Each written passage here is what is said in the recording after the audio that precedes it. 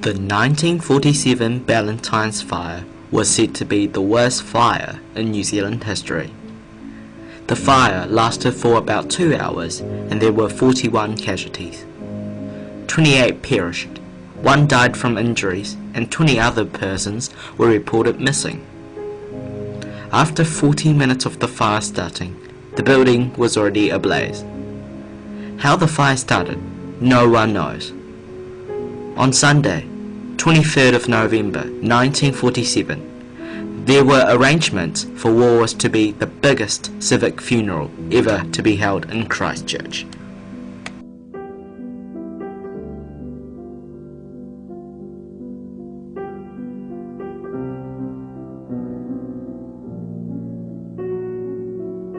So how do you think the 1947 fire was started?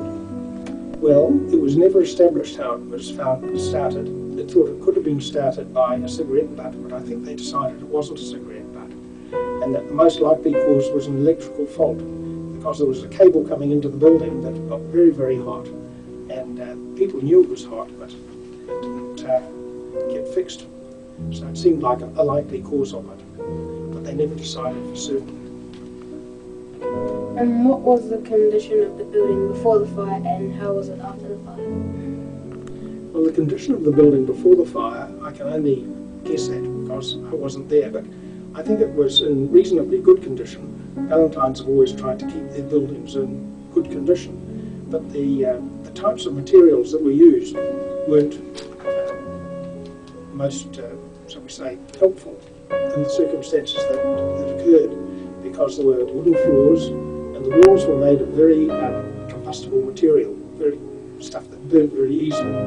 So I would say the buildings were built in a way that added to the problem, but they were well maintained. Do you think the fire could have been prevented, and if you do, how?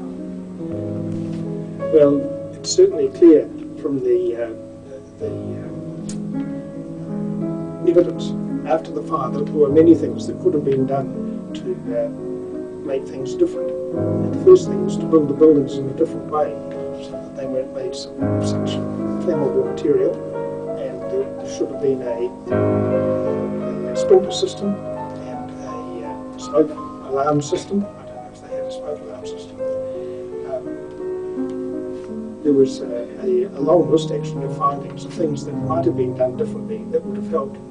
As a result of that commission of inquiry after the fire, the law of the land was changed so that people did do those things. And this building has now got sprinklers everywhere and smoke detectors and many, many things designed to make it safer if a fire breaks out now.